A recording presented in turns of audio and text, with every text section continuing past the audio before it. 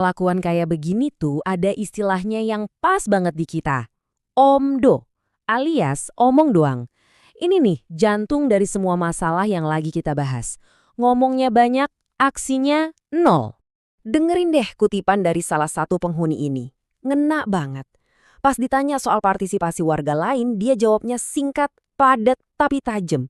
Yang jelas omdo dan kritik. Kebayangkan segimana frustrasinya orang-orang yang beneran mau berjuang bikin perubahan?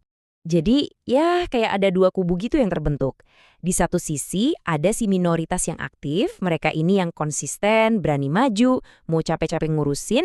Nah, di sisi lain, ada mayoritas yang apatis, rame di awal doang, tapi pas udah mulai ada resiko atau butuh komitmen serius, langsung deh mundur alon-alon. Tapi tahu nggak sih apa yang paling serem? Sikap apatis ini ternyata bukan cuma masalah internal kita sebagai warga. Ada pihak lain yang justru ngelihat ini sebagai sebuah celah, sebuah senjata rahasia buat mereka. Ini poin krusialnya. Bagi pengelola atau developer, warga yang nggak kompak itu, ya keuntungan, jelas. Kalau penghuninya pecah, gampang banget buat mereka mempertahankan kontrol, naikin biaya semaunya, dan lari dari tanggung jawab. Dan mereka tuh punya playbooknya loh. Semacam panduan gak tertulis gitu. Pertama, biarin aja konflik muncul. Kedua, tungguin aja. Diamkan masalahnya sampai warganya capek sendiri. Ketiga, nanti juga aktivis-aktivis yang paling getol itu bakal ngerasa sendirian, frustrasi, terus nyerah.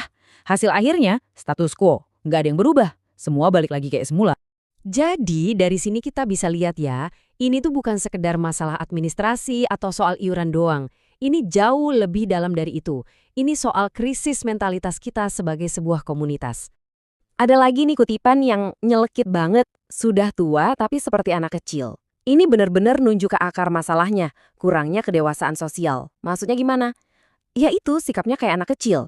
Maunya menghindar dari tanggung jawab, takut kalau ada konflik, dan cuma berharap, ya berharap aja masalahnya hilang sendiri. Terus, kedewasaan sosial yang dibutuhin tuh kayak gimana sih? Sebenarnya simpel kok. Ini tentang berani ambil tanggung jawab, jangan cuma ngelempar kritik, siap buat beda pendapat secara sehat, bukan malah saling serang personal, dan yang paling penting, ya konsisten, jangan cuma anget-anget di awal doang.